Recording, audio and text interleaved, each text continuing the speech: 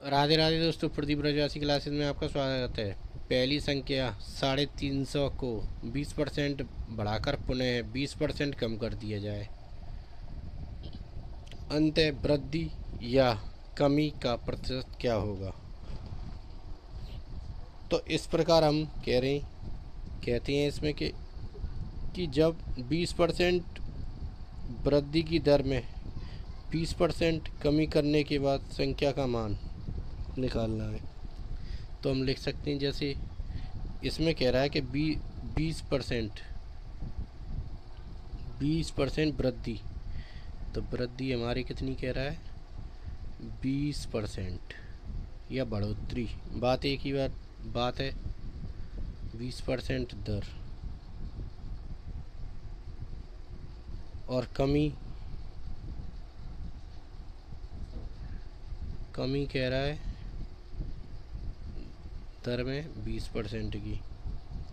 तो बाद की संख्या का मान निकालना है हमें। तो इस प्रकार इनका प्रतिशत निकालना है। तो ये कह रहा है 350 दे रखा है इसमें।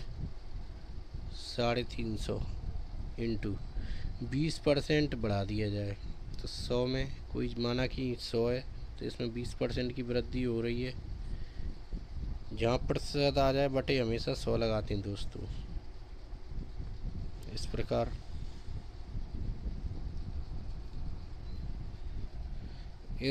इसमें 100, अब इसमें 20% की कमी है तो 20 माइनस कर देते हैं। जहाँ प्रतिशत आ जाए बटे 100 लगता है दोस्तों। यहाँ तक आपको अच्छे से समझ में आ गया होगा। 350 इंटू 100 प्लस 20, 120 बटे 100।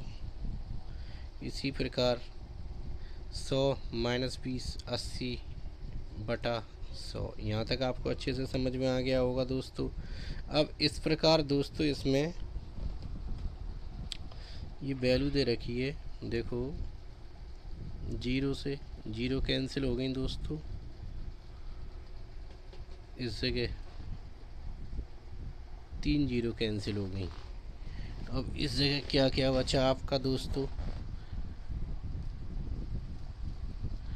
अब इस जगह बचा 35 इंटू 12 इंटू 8 बटे 10। इस प्रकार इसमें 5 से इसमें भाग दे दिया तो ये 2 आ गया। तो इस जगह आ गया 7। फिर 2 से इसमें भाग दे दिया, ये आ गया 4। इस प्रकार 7 इंटू 12 इंटू 4, तो 12 चौक 48, 48 इंटू 7, 7 8 56 की 6 हासिल 5, 7 चौक 28, 28 और आपके 5, ये आपके हो गए 33। तो ये यहाँ तक आपको समझ में आ गया होगा। अब इस प्रकार इसमें ये बोल रहा था, तो हमें इसमें कमी की कह रहा था ना कि 20% कम कर दिया जाए। तो हमारे पास जब ये मानो कि पहली संख्या 350 रुपये थी, तो इस प्रकार कमी बराबर 350 माइनस 336, तो ये आ गया आपके 14। अब इस प्रकार अब मैं इस 14 का प्रतिशत निकालूंगा दोस्तों में। तो कमी का प्रतिशत, तो कमी का ये कह रहा है इसमें वृद्धि या कमी का प्रतिशत क्या होगा। तो वृद्धि या कमी का प्रतिशत निकलवा रहा है दोस्तों। तो इस प्रकार कमी बराबर 14, जहाँ पर प्रतिशत आ जाए 350 इंटू 100, 0 से 0 कैंसिल। अब इस प्रकार इस जगह 7 का भाग दोनों में देता हूँ। 7 पंजी 35 और 7 दूनी 14। अब ऊपर क्या क्या बचा आपका दोस्तों? इसमें 2 और 5 इंटू 10, इसका इससे भाग दे दिया, 2 आ गया। 2 2 पंजे 10। अब इस जगह 2 इंटू 2, 2 और 2 4, तो 4% आएगा दोस्तों कमी इसमें। तो दोस्तों आपको सवाल अच्छे से समझ में आ गया होगा। तो कितने परसेंट की कमी होगी दोस्तों? 4% की। यही इसका फाइनल आंसर है दोस्तों। इस प्रकार सवाल नंबर 2 है दोस्तों। एक कारखाने में कार्यरत कुछ लोगों की आयु वर्ष में इस प्रकार है: 31, 41, 28, 54, 34, 27, 23, 33, 35, 42 का आयु का परिसर क्या है? तो इसमें एक सिंपल ही इसका एक सूत्र है। तो ये दोस्तों इसमें कि पहले आयु का ये क्रम दे रखा है, इसको लिख लो आप आरोही क्रम में लिखने पर। आरोही क्रम में तो सबसे पहले दोस्तों छोटा, तो इसमें जैसे ये 23 दे रखा सबसे छोटा है। इसी प्रकार इसमें 27 हो, 27 दे रहा, इससे बड़ा 27, 27 से बड़ा 28 ये रहा। इस प्रकार फिर 31 ये रहा, 33 हुआ। इसी प्रकार इसमें 34 भी है ये रहा, 35 भी है दोस्तों ये रहा, 41 है दोस्तों। इसके बाद फिर इससे बड़ा 42, इस प्रकार 54।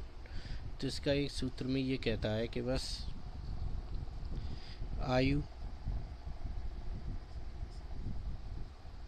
का परिसर बराबर उच्च सीमा माइनस निम्न सीमा।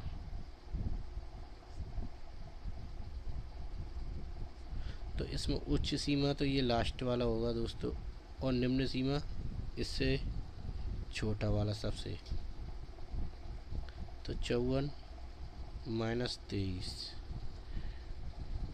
तो इसमें से घटाएंगे 4 में से 3 गए तो 1, इस प्रकार 5 में से 2 गए तो 3, तो 31 वर्ष होगा दोस्तों। कितना आसानी से इस सवाल को भी हल करना सीख गए दोस्तों आप। इस प्रकार सवाल 3 की 3 क्रमागत गुणज संख्याओं का योग 99 है, तो ये गुणज होगा। तो इसका गुणज निकालना है, तो माना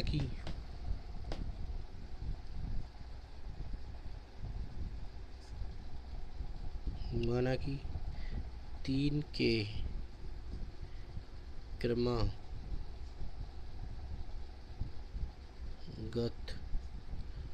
गुणज, तो 3 के क्रमागत गुणज 3x, 3x plus 3 plus 3x plus 6, ये होंगे 3, 1 2 3, 3 हो गए। अब इनका ये कह रहा है कि इनका योग कितने के बराबर? 99 के बराबर। तो जब इनके योग का कह रहा है फॉर्मूले में योग बराबर, तो 3x plus 3x plus 3 plus 3x plus 6 equal to कितने के बराबर है? ये 99 की।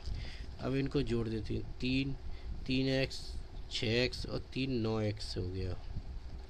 अब संख्या को जोड़ते हैं, 6 और 3 9 इक्वल टू 99 दे रखा है दोस्तों। अब क्या होगा? 9x, अब ये प्लस में तो इधर जाएगा तो ये माइनस में आ जाएगा दोस्तों, 99 माइनस 9, तो इस जगह 90 आ गया इसमें से माइनस करने पर। अब 9 से भाग दे देते हैं, तो x बराबर क्या आ गया आपका? 10। तो x की वैल्यू जब हमारी 10 आ गई, तो तीनों संख्याओं की वैल्यू निकालेंगे जब हम दोस्तों। तो पहली संख्या तो हमारी थी 3x, तो इसमें 3x के हम 10 रख देंगे, तो 10 थी 30, तो 30 हो गई। यहाँ तक आपको अच्छे से समझ में आ गया होगा। इसी प्रकार दूसरी संख्या मानी थी हमने x प्लस 3, तो x बराबर 10 प्लस 3, 10 थी 30 प्लस 3 33 हो गया है। यहाँ तक आपको अच्छे से समझ में आ गया होगा।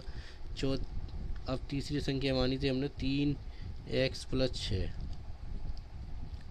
तो 3x की जगह बराबर 10 मान लिया, प्लस ये 6, 10 या 30, 30 + 6 36 हो गया।